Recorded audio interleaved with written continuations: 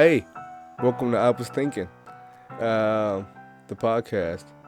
Hey, so I didn't even pull up what I was going to talk about, but we're here, guys.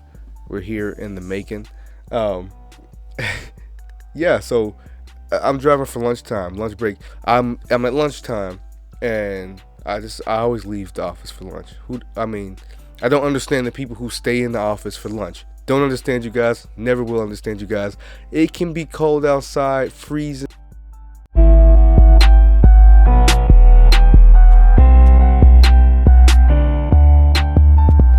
It can be hot outside, burning. It could be dead of summer, dead of winter. Either way, I'm not staying in the office. Every once in a while I stay in the office. Don't get me wrong. Sometimes I stay in the office. But 5 days out of the week staying in the office is insane. Like, you have been at work for at least 4 hours. And you have at least another 4 hours to go. And you decide to have your lunch at work? I at least go out to the car, get some fresh air, this, that, and the other. I mean, I can't just be cooped up in the house, in the building for 9 hours straight. And no, that's not about to happen. I mean, it doesn't make any sense to me. There's so much day. You spend so much of your day at work. You've got 9 hours at work. You've got uh, hopefully you're getting 8 hours of sleep, but you're probably not because you're an American. So you're probably getting 6 hours of sleep on a good day. And, excuse me. And you're probably getting 6 hours a day. So then you have nine plus six. So it's about 15, I believe. And yeah, 15. And then, so that's 15 hours out of your 24 hours a day. Right.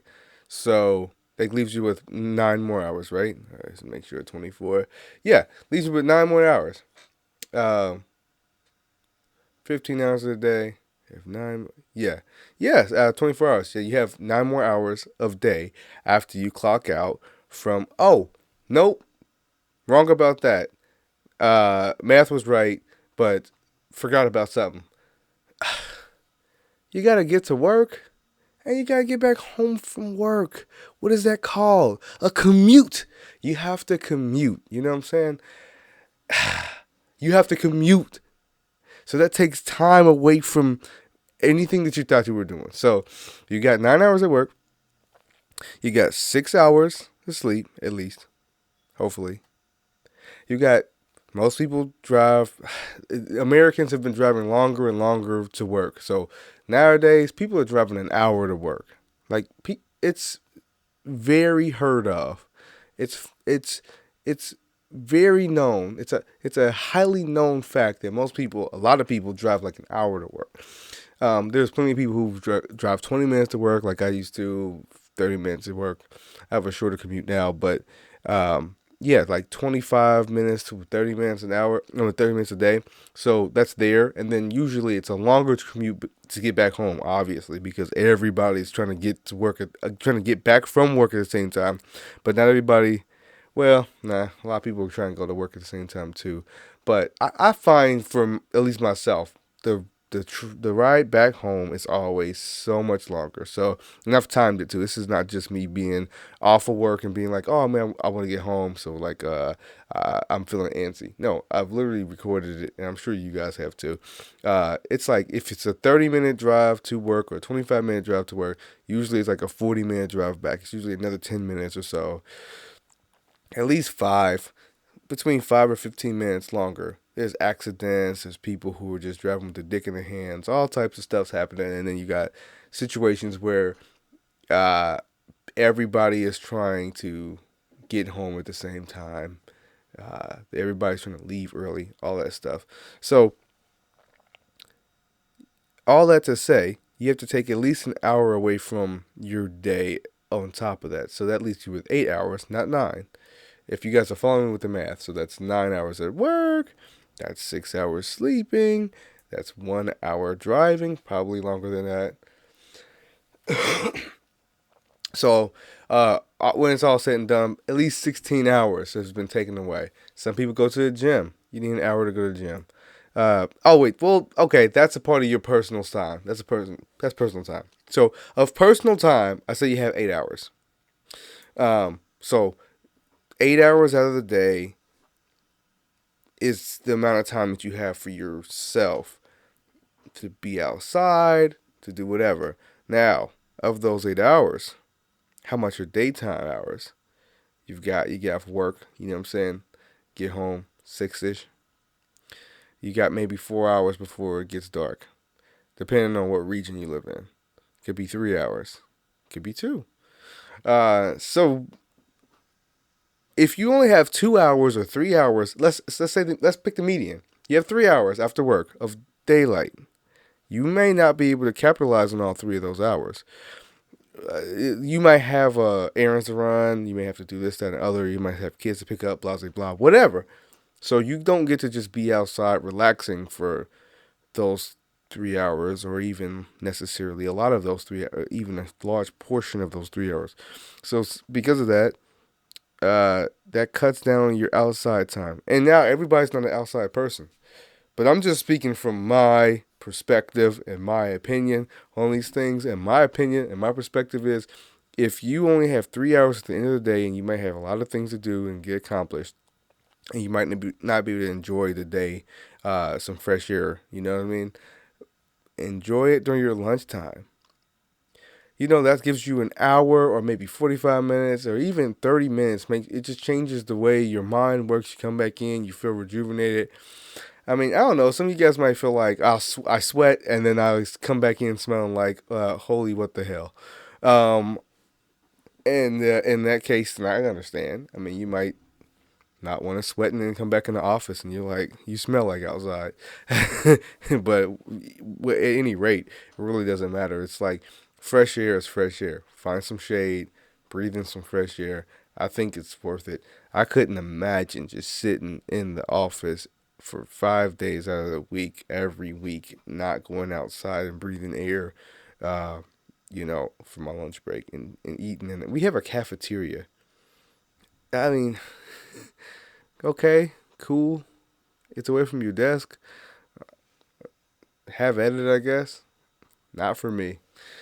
Man, what the fuck did our ancestors do before tissues? As you can tell, my nose is a little stuffy. I'm sounding a little congested. I'm just getting over a cold. My nephew gave me a cold via my mom. Nephew gave mom cold, gives me cold. And I was just destroyed. I was absolutely fucked up, so I couldn't do anything except for pretty much sleep and try to take care of myself for the most part. But yeah, it was difficult. So, uh, tissues. Tissues, man.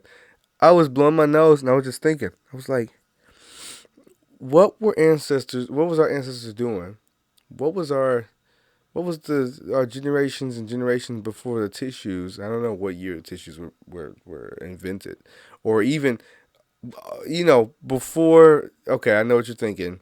We had handkerchiefs. Before handkerchiefs, what did we do? Or what did they do? Like, as a human race, what were we doing without tissues? You know what I mean? We were using leaves. We were, you know, I'm sure we discovered cotton sometime, but before that, we were using animal pellets. We were using animal pellets and leaves and uh, whatever else. And that gave me an idea, and I was thinking, laughing before the joke, terrible. But it's like, way back in whatever language spoken, it's like utuk. I found a new leaf. You can use it to wipe your dick. And then an hour later, he's like, Ook comes back. He's like, Nook Ook, don't use that leaf to wipe your dick. And he's just like scratching the shit out of it. It didn't work very well. But no, yeah, it's like poison ivy is what I'm saying. It's like you get a new leaf and you think that it works, and then it's poison ivy and you're fucking up your. That's how we learned different species of different things, different species of leaves, different species of different plants of whatever type of plants. How we figured out um, poppy, the poppy plant. You know, the poppy flower, which is an absolutely beautiful flower, by the way. I don't know if you've ever seen a poppy flower. Poppy being the flower that creates opium, and then you use that to create opiates, which then you can use the opiates to make a matter of different, you know, we're in an opiate crisis, so all of those things, uh, Vicodin, um, all the rest, heroin, all that stuff comes from just a flower called poppy. And it's the same. It's crazy. Most of these drugs, they come from some type of plant, and they've been altered in some type of way to create a mastermind version of itself. Where, I mean, back in the you know, 1800s and stuff and 1700s, poppy plants were used as a tea, and so they used to use the leaves just like you would use tea leaves, no different, like hibiscus tea or green tea leaf or black tea leaves. All of those things they're just flowers technically, and they're just being you just drying them out and seeping them with hot water, boiling hot water, or even cold water. You could, if you do longer. It takes longer, but you could do it with cold water as well. And so they were just taking uh, poppy leaves, and they were dipping that in hot water or cold water, and drinking that. A lot of times soldiers, they would drink opiate tea, and it would help with their wounds, their any afflicted wounds that they had in the wars and stuff. It would help out PTSD, all that type of stuff. But then eventually, I think it was somewhere around like I can't remember what dynasty it was. It was but China, back when they were in the war, back in the dynasties where they were warring with, like, the type of, I want to say, type of samurai type of outfits, not necessarily samurai, but in those eras where that's where your mind would go. So after a while, the soldiers were banned from using it because they would come back home after wartime, and they would be hooked onto it, and they would eventually die from heart attacks and stuff like that. So it's the same situation that we have here going on with the opioid crisis. These things, history's cyclical; it just repeats itself. What's the thing? History doesn't repeat itself, but it does rhyme.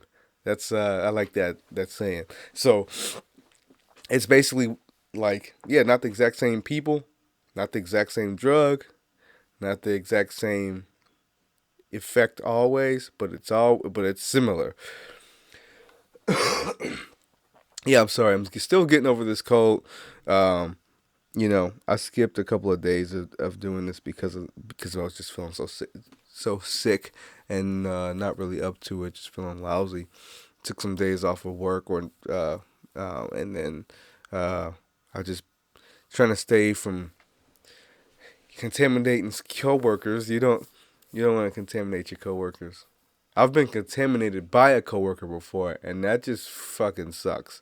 I've had other coworkers that happened to, and they were completely upset because their coworker was just coughing out loud without covering. Not everybody has home training. Let me tell you about home training.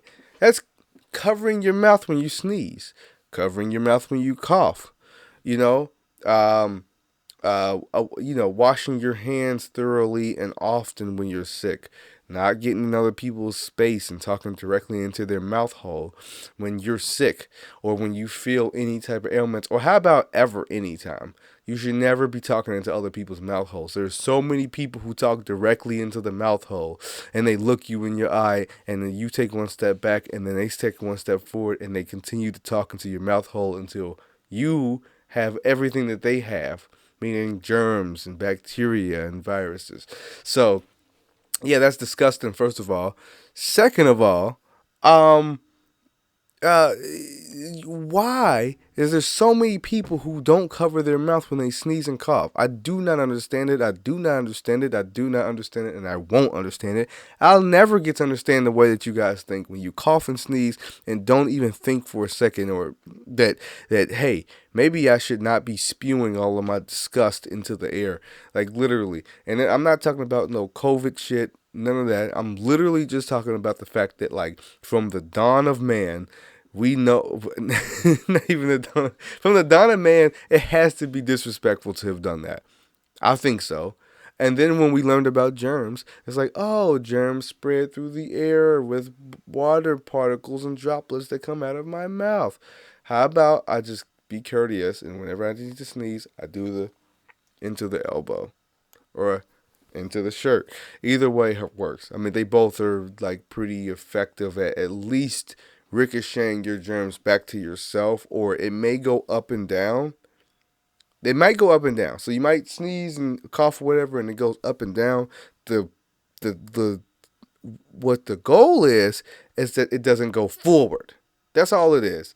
You know, I'm standing in front of you, you standing in front of me. I just don't want it to go forward. And a lot of people see, the thing is that they'll cover themselves. They'll cover themselves when they're like in front of you, but they won't do it when they're in their personal space, because they're like, I'm in my personal space. But you kind of block a lot when you do that as well. You block a lot of your droplets, and they get absorbed into your shirt or your elbow, instead of them being absorbed into nothing until they're breathed in, until they're breathed in. And so that's my pet peeve. It's like, not even pet peeve. It's just disgusting. Like, cover your mouth.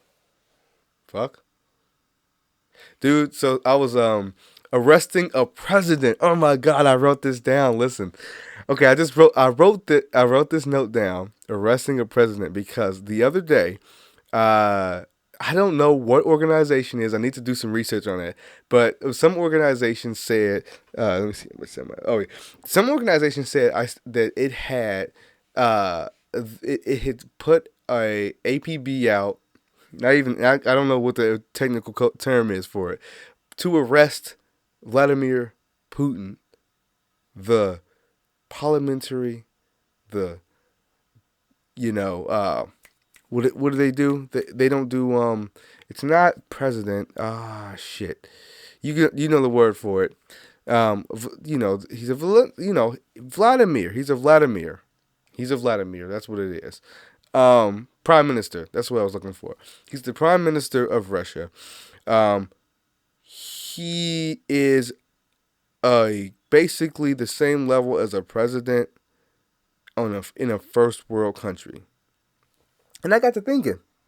So you mean to tell me that there was a committee that got together and said, we need to put, oh, let me back up a little bit. They put you might not even know this, but he was, this like war crimes, against Ukraine. You really can't have war without war crimes. It's like almost impossible.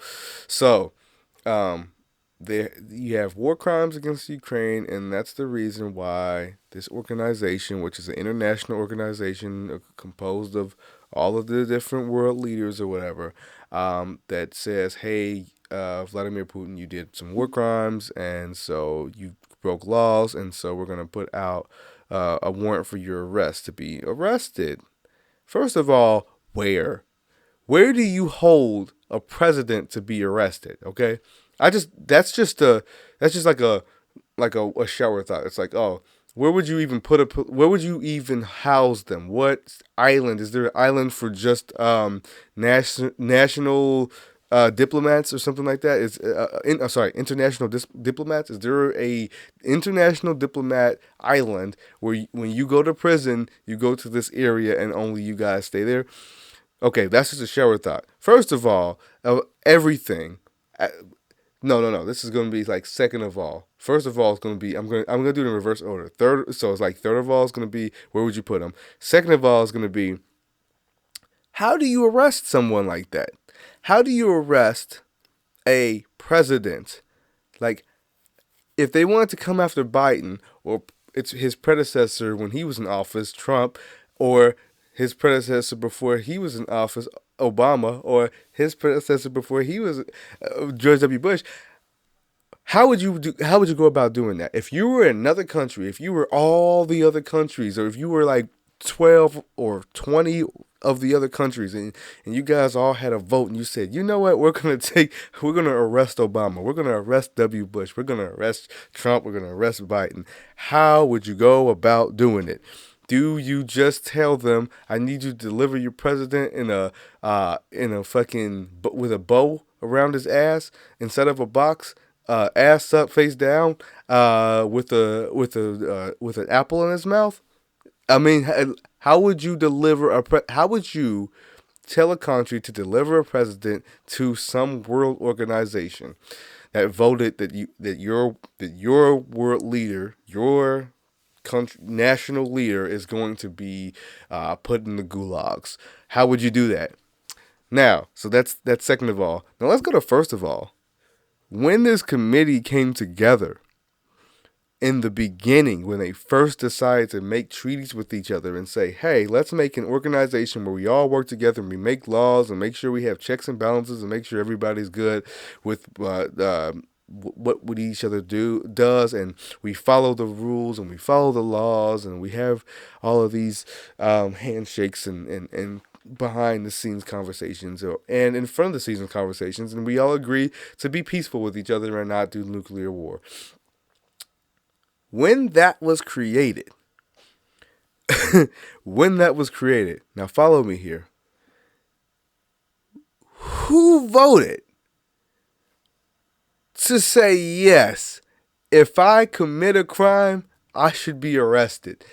You have to think, there was a world leader in every country that agreed, that voted for this, who said, yes, if I fuck up, I deserve to be held accountable and taken to jail, to the gulags. Put me in the gulags.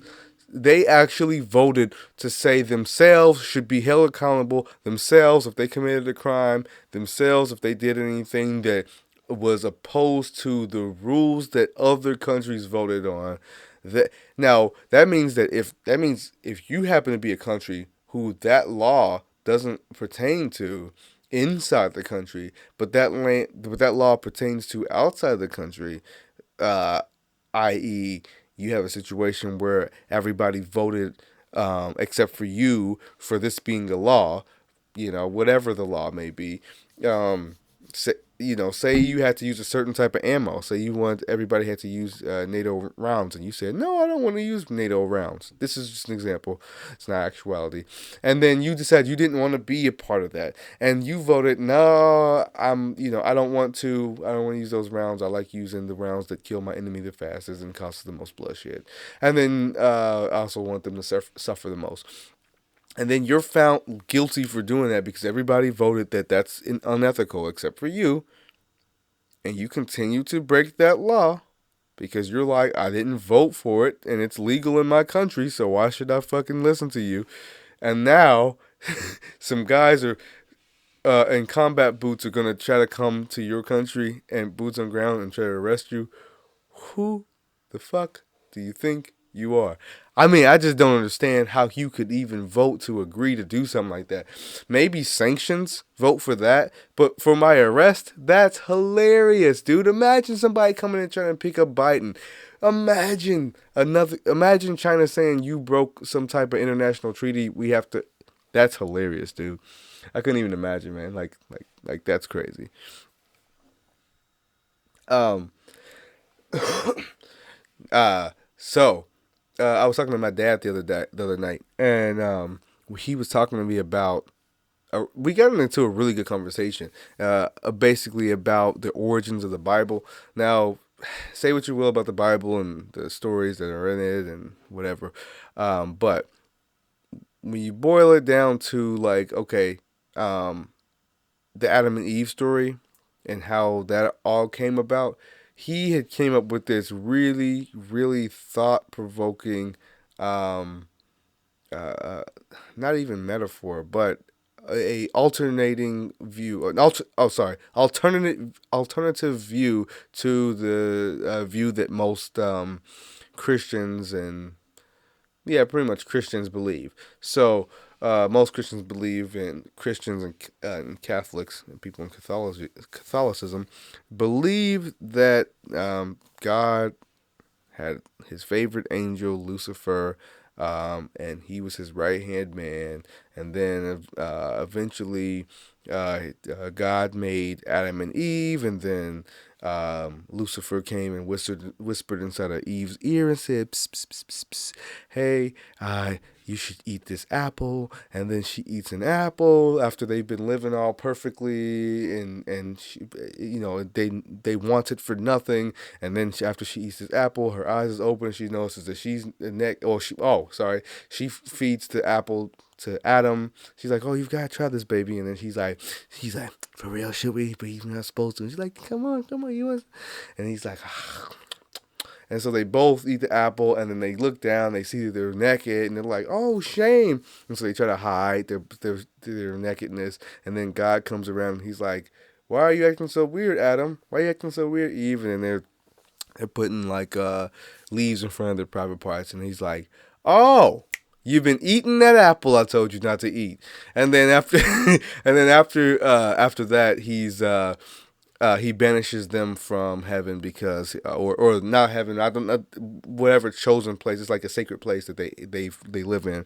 Um, and he banishes them from there because of the fact that they broke the law, and then he found out that Satan was the one who told them to do it, to convinced Eve to do it, so to eat apple. So then Lucifer is now banished to hell, and that's where he's governed for the rest of his life. Um, so that's the story. My dad was like, first of all, um, if you follow the books of the Bible and how they say that homosexuality is wrong and all that type of stuff, right? That's what the Bible says. Why would God be hanging out with a dude for like all eternity until he makes Adam and Eve? He was like, that doesn't make any sense. He said somebody is omitting something. So if you use Bible logic, wouldn't it make a lot more sense that that Lucifer be a woman? He said, if you think about the name Lucifer, it's Lucy, like a girl's name. And then fur, he said, it sounds a lot like her, doesn't it? He said it's similar to how there was no J in olden times. There was no J, so Jesus was Yesus or Yesus, and so because of that, and now we're using J. Language has changed. Language evolves. Um, So because of the J changing from a Y to a J in translation and ages of things, he was like, how could you not see that Lucifer could change the way that the way that it's spelled and also pronounced over time. So then it could be Lucy her or something along that lines, which is more feminine in nature, which would then um,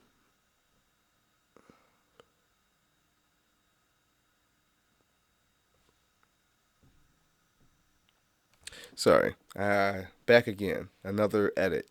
Anyway, so it could be Lucifer.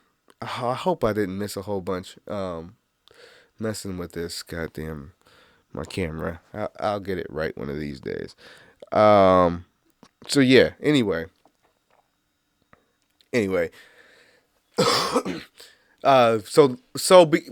see where I'm going with it. So Lucifer being a woman, and then God being married to Lucifer, and then Lucifer and God getting in some large argument, in a disagreement. So it could have been more that Adam and Eve were not supposed to have sex, and then Lucifer, she was like, and I'm saying she because we're going with the thought and the notion that that the devil's as a woman, and so I don't even want to say the devil. It's like Lucifer, the angel, is a woman. So because of that, she would oh sorry, not because of that, because she wanted them to have sex. She was like, Adam and Eve should be able to have sex. Why not? And God was like, no, that's a an iniquitous act, and shouldn't they should not be doing such things. I wanted everything to stay clean and pure, whatever. And so then now the apple is not actually an apple. Now I'm pretty sure most of you know what the apple means. The apple was actually sex. It wasn't actually biting an apple. Like if you think that like the Bible story, and this is the thing again where it's like lost in translation. You have history, retellings of the story. You have you have retelling the story. You have translations. You have history between the retellings. You have people omitting stuff. You have people trying to hide their shame and trying to tell water down the story a bit to tell their children. You know, it's like Ring Around the Rosies, how it was really about, kids starvation and actually burning and dying and burning inside of a building. It wasn't really about Ring Around the Toesies as cute as it sounds. Like you make it sound cute in the nursery rhyme, but really it's like some fucked up shit. So like same with this. It's like, oh, an apple. Eve ate an apple. She wasn't swallowing nuts. She was she was eating an apple. Yeah, she wasn't going, she wasn't letting Adam go balls deep. She was eating an apple. So if you got that, that's just where, excuse me, I cough into the mic, and that's extremely annoying. I freaking hate that when people cough into the mic, and I apologize, and I will make sure it doesn't happen again. But so yeah, so it's like this apple was really sex. So you have Lucifer guiding Eve to persuade Adam to have sex. That was the argument. That was the fight. So then they end up fighting over sex, basically, over who's gonna have, about whether or not they should, Adam and Eve should have sex. So because of that fight, God was like, you know what? You're no longer gonna, you can't live in my kingdom anymore.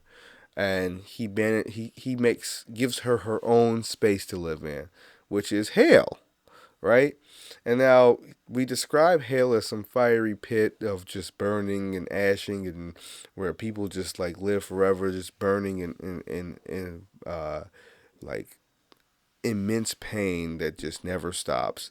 And that is where Eve lives. I mean, sorry, that is where Lucifer lives.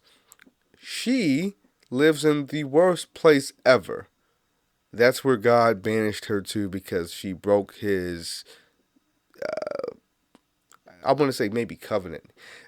She broke he had his say. It was his say, and she went around his back, and so he banished her to a place called hell, which is supposed to be the worst place ever, right? Now, follow me here. Um, if that is the case, it kind of makes sense. And now this is using the Bible. Okay, listen, this is still using the Bible as far as like interpretation. Still using the Bible as interpretation. And now, if you follow that logic, look at the pain and turmoil that women go through from becoming of age all the way till near death. Like, maybe not near death, but like older, much older age. They have period.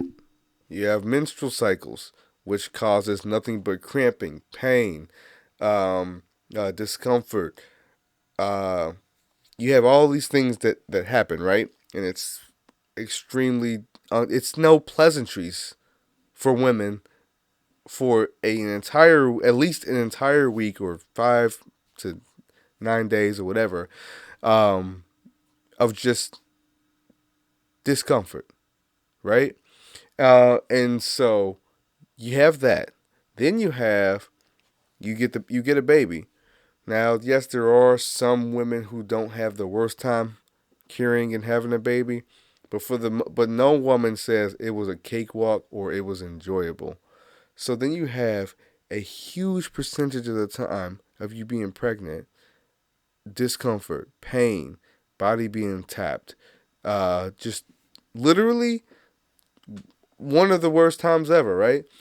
Not just the bearing the child, but then having the child, even worse. So you have all of that just being horrible. And I'm not trying to speak for women at all when it comes to that, but just put your put. I'm trying to put my feet in their shoes. Like I saw my wife had our son. Horrible, right? It was not horrible as far as it sounds terrible. I was like horrible, right? No, it was horrible on her. Is what I'm saying. It was a beautiful thing that happened, but like it was horrible on her, and it was hard to go through all of that. And for me to try to be supportive and stuff, it took a toll on me. So anybody who's seen a woman give birth, they would understand. It's like, oh, that's not no cakewalk at all. So then you have that, which seems like a kind of like a curse. It's like you're bringing in a blessing into this world, but it's like you're being cursed for the entire time. After being cursed with menstrual cycles for your entire life, and this was your finally you get a break from that, and then you get that you go into the worst ever, and you was like, oh man, I can't wait for the period to come back because this was horrible. Um, and so then you go back to having periods until menopause. And then menopause is a fucking bitch and a half as well. So it's like you consistently have shitty times after shitty times after shitty times. It seems like a curse, doesn't it? It seems like somebody did something to somebody, and that person said, uh, "For now on, you will suffer like this," right? So if you're following that logic, I'm just saying the cookie crumbles look like they didn't fail from a cookie. I'm just saying I see crumbs. There's also little chocolate pieces. I'll bet you it's a chocolate chip cookie. I'm just saying that that's what I'm seeing. So then, if you peel this onion back, or the layers of the onion back even a little bit more, um, the bleeding like freaking, I don't know how many pints of blood it is, but my dad was like, now if you think about, imagine if a woman didn't bleed in her rejuvenation powers that she has. Imagine if that was to be harnessed because she didn't have a period. Now I know you guys are saying there are women who don't have periods and da da da da da. What about them? They don't rejuvenate and this that to a magnitude well above blah blah blah whatever. Okay, I get it, but I'm still living in the. I'm dissecting it in a certain way, and you can destroy it later on. But I'm just. It's like what he said was. My dad said was that if you thought about the rejuvenation powers that a woman could have to keep on bringing back her cells, imagine that being harnessed because she didn't have to have a period, so she could just consistently just rejuvenate, and she would eventually be stronger than a man,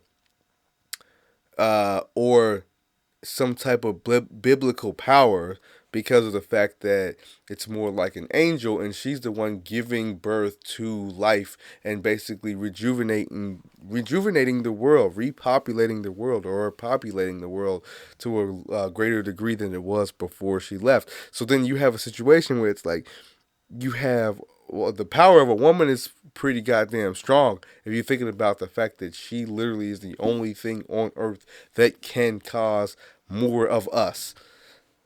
So yeah, I'm off of that, but that's just, I don't know. It was really cool. It was a good conversation. I thought it was pretty cool.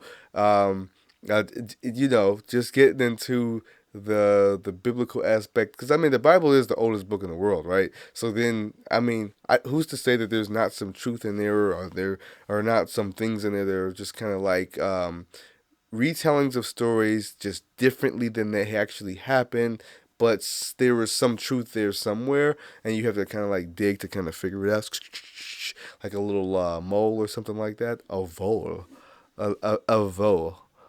Um, Wilhelm, yeah, Wilhelm. Just dig like some type of groundhog, and then be like, hey man, maybe there's some interesting stories between there that may or may not happen. You never know. I thought that was pretty cool though. It was nice to talk about that. Oh man, oh, yeah, I have so many good ones. People talk about what you eat and how you eat. Oh, this was something that pissed me off the other day, and I just want to talk about it. It has nothing to do with nothing. It has shit to do with shit. But oh my god, okay. There's a lot of people who just eat normal American diets and meals. So there's nothing to really talk about the way that they eat because they eat the typical foods, and so everybody looks at you, oh, you eat pizza, or with pepperoni or chicken, like it, or you might be a person who just eats everything and it doesn't really matter, or you might be a person who, for the most part, follows. But me, I'm not that guy. I'm not that guy. I'm not that guy. I'm a different guy. I'm a guy who is a non in your face vegetarian.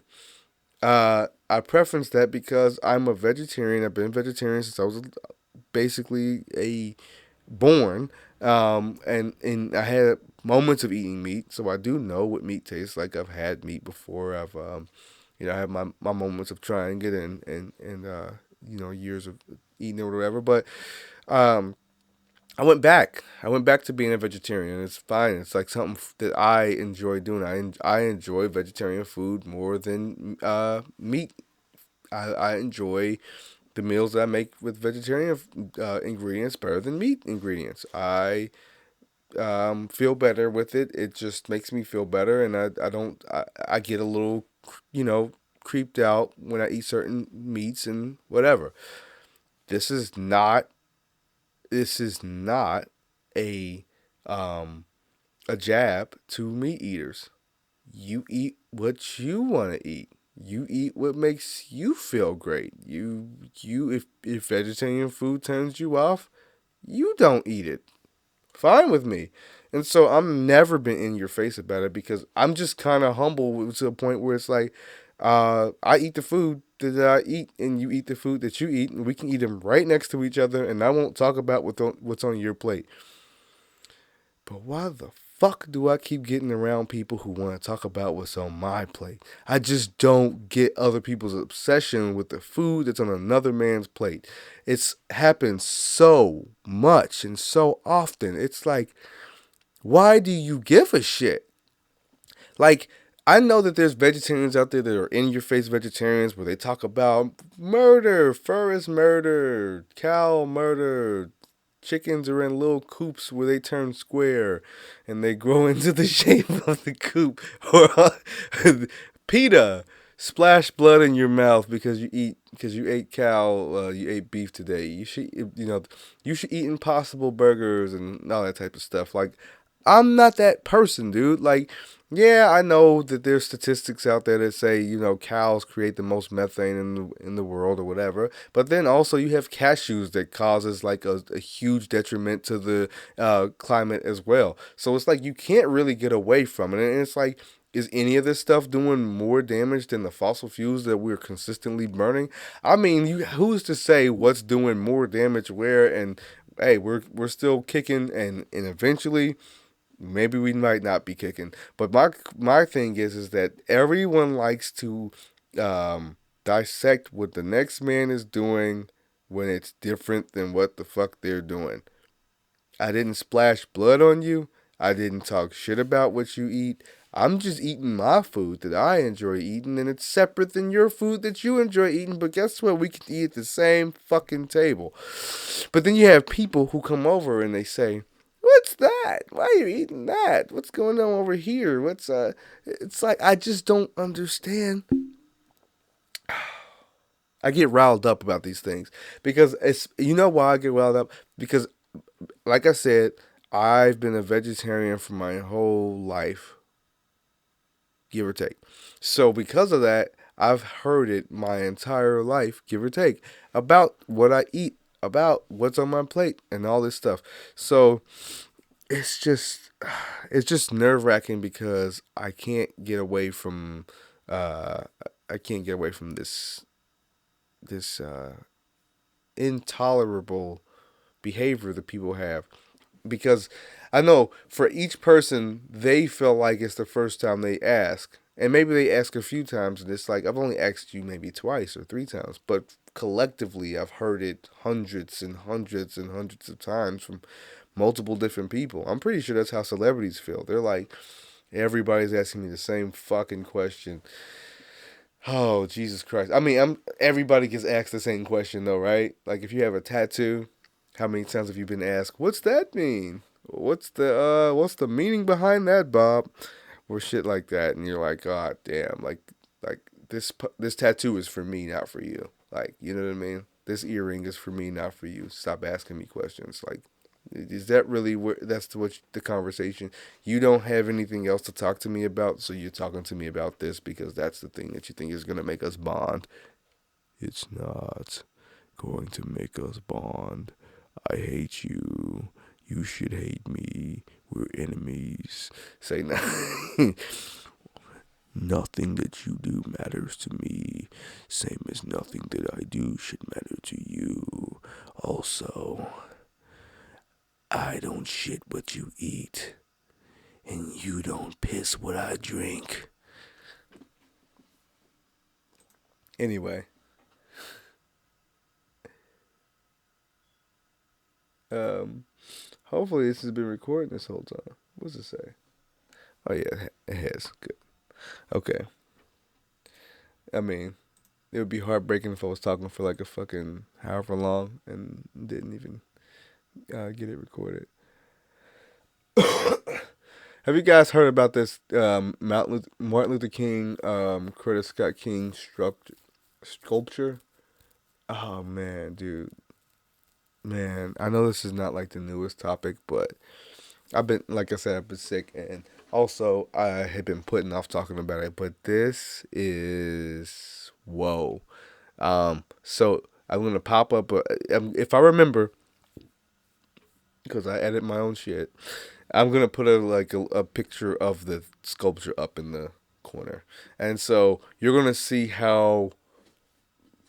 I mean, I don't even know what the person was thinking when they created this thing. They were uh, okay. You know how you take a sculpture and it might just be the person, the bust of that person, or the what's it called, the profile of that person, or wait, listen. It's not enough phlegm. Earlier today, I was doing that, and you could hear like a real raspiness in my chest cavity, my chesticles. But yeah, so you know how so it's normally like the profile of the person, or the bust of the person, or like the entire figure of the person, and it's like you see the head, and you see the shoulders, and you see the torso if you're doing the full thing, whatever.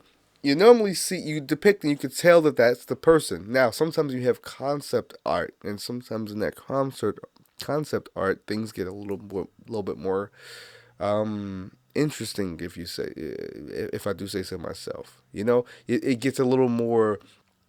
The depiction gets a little bit more less reality and more pseudo reality, or an altered version of the reality where it's like it doesn't look like something that could actually exist in our world, or it's something that couldn't exist in our world in that manner. So all that to basically say, you're used to seeing concept art where it's like, oh, that's like body parts jumbled up, or this, that, and the other. Or you're used to seeing real life stuff where it's like that's an actual thing that happened, and I can see that being memorialized in this sculpture or picture or painting. And so this guy or girl, I don't even know who created it. I have to go dig into the article. But it's in Boston, and it's horrendous. First of all, let me start there. It's horrendous. Second of all, and I know all the Boston people are gonna come after me and be like, "This is our culture," but there's like 2% black people that live there, so I don't really care. Um, Dude, because like, and I only say that because like, if a white person wouldn't come up to me and be like, "This is our culture," like this, Martin Luther King, like so. The 2% of people, the black people that live in Boston, and say this is our culture, we liked it. You can kind of go screw yourself. So basically, what I'm saying is if you look at this and you see the arm and you see the hand and you see the other arm, it doesn't look like that. It looks like a gigantic, well endowed fellow member being held up by another person's hand. A well endowed member from one guy being held up by another person's hand. That's what it looks like. Just a whole forearm of well endowedness. Just I mean, like just a BBC, and I'm not talking about the news program. Just chilling on top of chilling on top of another person's hand, like the dick that's on a. I mean, it's crazy how much it resembles a dick from a certain perspective, and then in another perspective, you can kind of tell what it's supposed to be. It's literally just Martin Luther King's arm around Coretta Scott King's shoulder, and then she's holding his arms like this. It's a very, very awkward, um, pose. It's like the last pose. It's one of the last pictures. I think it either is the last picture or one of the last pictures that was ever taken with them both together before he was assassinated. They consider it iconic. I mean, not so much. It doesn't really encapsulate anything to me. I don't know. Like a lot of times, you expect the picture to kind of just be more resemblance of something, and I just don't feel. I don't feel like this picture is really doing it for me. Like like there's a lot more. There's a lot of more pictures by him and in other eras of his life that just looks a lot more, you know, iconic, and this one just wasn't it. It's a little more abstract to me for them to have pulled it out and used this as the beginning aspects of a sculpture and then sculpt it this way. Now, as you can see from the picture that I hopefully placed into the video, there's no head from either one of them. There's only one shoulder. There's his arm and some hands. Dude, where's the rest of the body? You ran out of materials?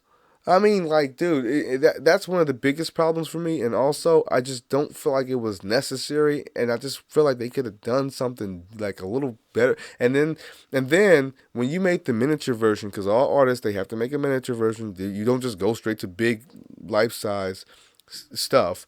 Did they not rotate it? And I know you when you upscale things, perspectives can change, and also materials can warp the way that something looks versus the miniature version that you made or whatever. Maybe the materials you made in the miniature version wasn't available for miniature versions, and so when you made it big, you had to use different materials, and so the light hits the things differently, and so you're like, well, it didn't look like that when it was whatever. But then when you get into the big version, it looks like that. Maybe that's what happened, but it just seems like one of those things like it didn't need to happen to begin with. Like it was, I just don't understand why it needed to happen to begin with, because I feel like that artist had a lot of other stuff to work with, and he went for this, and it just, you shouldn't have done it, boy. You shouldn't have done it. No, I just don't agree with what they did. That's my 2 cents on it. Hey, so I have shit elevators in my building. Like, okay, they're not horrible. They're fancy, but they operate in a very dumb way. And I know that they operate this way because of the usability of each elevator. They want to get equal use out of them all, so not one elevator is constantly going up and down. And there's also an evac means in the buildings, so there's less chances of people getting stuck on floors and whatever, and also so that there's the availability of an elevator closer to your floor than coming from all the way from the first floor. With that being said, if I'm on the 6th floor and there's an elevator on the 4th floor and the elevator hasn't been moving, why the fuck is an elevator coming from the 2nd floor to come meet me on the 6th floor? And not just that elevator that was on the 4th floor. That happens so often, and it pisses me off. I had one time there was an elevator on the 7th floor, and it didn't come down to the 6th floor to greet me. An elevator from the fucking 3rd floor came up, and I'm like, what? Okay, that pissed me off. Then you also had the situation where there was a time where there was an elevator on the fifth floor, and it didn't come up to greet me. One from the first floor did, and so I'm literally sitting over here. I saw that the other one was on the two of them was on the first floor. We have a service elevator that doesn't get used, and we have the third elevator that was on the fifth floor. So I was like, well, obviously the fifth floor one's gonna come up to me because there's two on the first floor. No, one came all the way from the first floor all the way up to the sixth floor to meet me. I'm like, Jesus Christ, bro. And I didn't even realize it. I was standing in front of the fifth floor one, just knowing it was gonna come up. And this is before I realized that these elevators, you just can't trust them. You can't even assume, you can't predict which one's coming up to you. I just was like standing there because I'm like, obviously fifth floor is coming up to the sixth floor, right? I mean, no brainer. So the first floor one's behind. Both first floor ones are behind me, and it's just the fifth floor one and the service elevator in front of me. Um, and so I just hear ding. After I'm like, damn, this has been taking a long time. Maybe people were getting on it. What? Maybe people getting off it. Whatever. And I hear ding behind me. And I'm looking, and I was like, oh shit. Elevator one's behind me. Pissed me off to no end. Like I literally was pissed the entire ride down. And I know this is first world problems. It's like you complaining about an elevator and waiting longer or whatever. But yeah, dude, it just pissed me off. Yeah, you could get stuck in the elevator and that would ruin your day. And then you're like, now you're complaining about your complaining seems like it was about nothing now, huh? But man, it really really pisses me off to sit over here and just be like, man. Why did the elevator not just choose? So then it got me thinking, why don't buildings have like fire poles? Because I totally would use a fireman's pole to get down to the first floor from the sixth floor. And just like Batman that shit and just Batman. And then you just, fall on some pillows or whatever, or like a mini trampoline. No, you would hurt yourself doing that shit. But like something, to kind of like brace your fall. And you just like, and then keep going. That would be super, super duper cool. And I was like, it sounds a little bit dangerous and like a lawsuit waiting to happen. And I know that's probably why nobody wants to do that. But I was like, it would be so. And then also, if in an event of a fire, you just take the fire pole down and you don't have to worry about nothing else. So I looked it up and I was like, why has anybody ever implemented this? Like, I know it's probably a liability and this and other, but if you have enough signs to say, hey, enter at your own risk and this and other, maybe you can get away with it. Looked it up.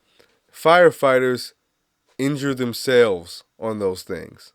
So buildings don't want to do it because it's a well-known fact that firefighters injure themselves multiple times a year.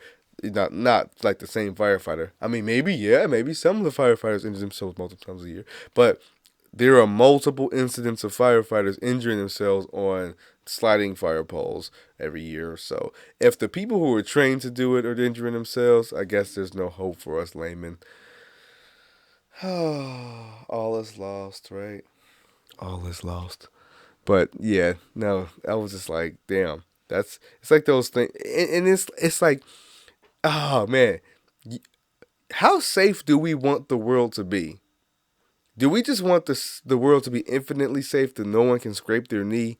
Like I just really sometimes be wondering, like, why can't we have some things that are just fun for adults? Like we can't have. There's so many adult fun things that we could have in our everyday life that's taken away from us because we're protecting adults.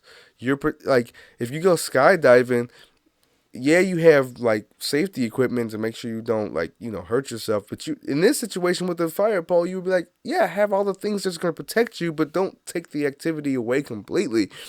But motherfuckers got to take all the things that you would perceived as like this would be cool to have as an adult version. Like, give me an adult hamster ball so that I can like roll around and run like the boy in the plastic bubble. No, just kidding. But like literally, just anything, like things like that, like the fire pole is like literally the best example. I mean, there's other examples out there, like obviously like drinking and driving, but that's like dangerous. Where you can put other people in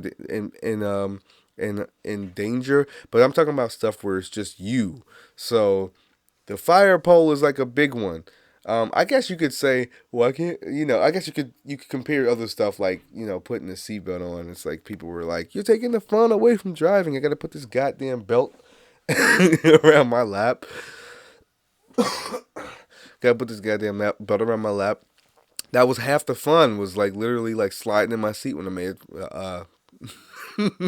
a 55-degree turn. But whatever, you know. I don't know. I just be rambling. I really feel that uh, certain things like a fireman pole in a building would be like one of the most ultimate cool things to have, one of the ultimate cool things to use, and you wouldn't go from the seventh floor, because there's 7 floors in my building, all the way down to the first floor. That's just nonsense. They would go like maybe 3 floors at a time or something like that, where you're on the sixth floor, you go down to the third floor, and then like 2 feet away from there is third to first floor, and then seventh floor, you're fucked. And we don't care about you. You don't get one. You have to walk downstairs to get to the fireman pole, and then you can go from sixth to third, and then third to first. But before that, you're walking, bitch. Or just make sure you have enough floors. Don't stop at 7 floors. Why did you only make 7 floors in this building? Make 9. But yeah, so that's basically what I was thinking. Was like, so fucking stupid. I don't know. Um, bring get a like the average adult, the adult, the average adult goes to work every day and has to put in their time and has to just work some droning job. Now, some people have fun jobs, some people have adventurous jobs, some people have outdoor jobs. Um, but some people just have office jobs. They're drags. And when you have a draggy office job, it would be nice to just have little delicacies in the day it's not just your phone and your car, or stuff like that, where it's like you buy it and you have a lot of fun with it because you're an adult and it's an adult thing to do. I mean, like stuff where it's like, obviously no kids could be on these because that's just not bad. I mean, that's just not good. You wouldn't have like a trampoline, um, and let kids just unsupervised jump on a trampoline you know what I'm saying? Like, you would want adult supervision for kids shit like that. So, but for this fireman pole, it would just be for adults. Let us just slide down the fucking pole and just have fun and just, grease it up and then twerk on it a little bit. Just why can't we have it? Oh man. Oh dude. So I have this coworker, and he's a cool guy and all, but I don't know why he does this. But whenever he's leaving our okay, so we have like kind of like departments, like little departments inside of our office. It's really an open concept office, so that means like everybody can see everybody in everybody's department. But it's sectioned off, so it's like this number of desks, this number of desks are this department, this number of desks of this department. I have a pretty small department, so it's only 4 desks, 6 desks, but only 4 are occupied. And so when he's walking from our department or to our department, just the stint of just those 6 desks, just the six desks. Um, why does that seem like a tongue twister to me? Whatever. But whenever he's leaving or coming, my whole point is that he hums or sings or whistles just for that stretch. It's like a. Now you might think it's a nervous thing, right? But it's not. I'm telling you right now. I don't need you to wonder and guess. It's not a nervous thing. It's not a nervous thing. This is a is somebody gonna talk to me type of thing. It's like a it's like a this is me announcing myself just in case somebody needs to say something while I'm leaving or coming thing. And it's like, okay, so for me,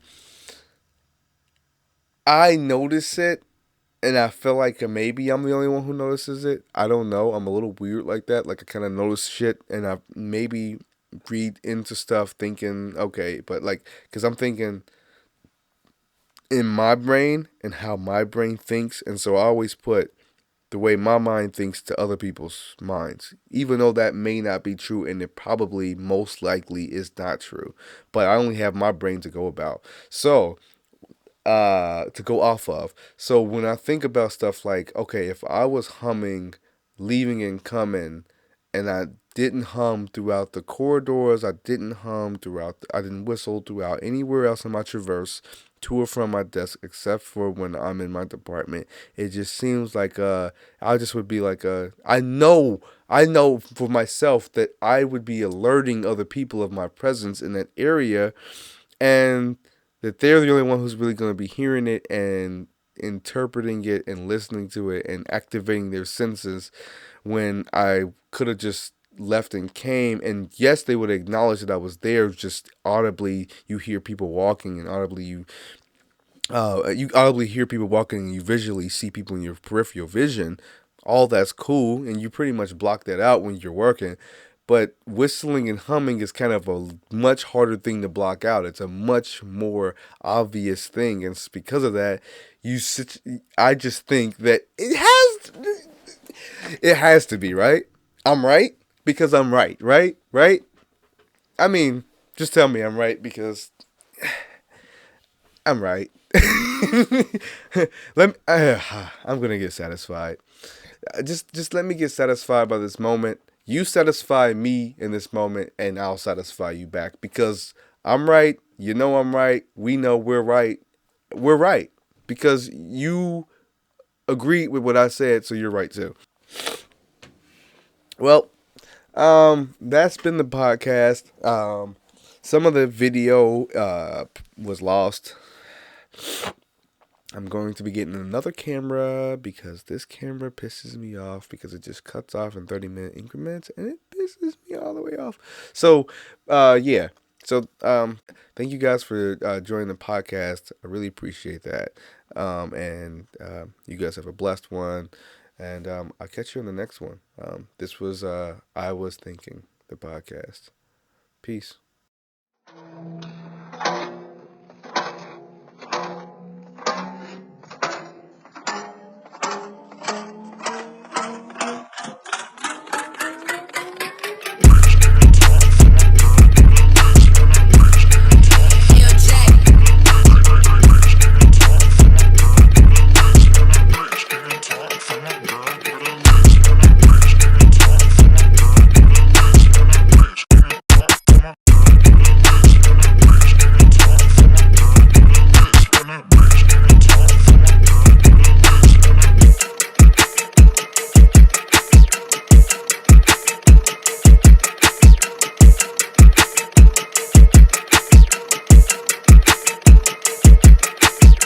Follow me.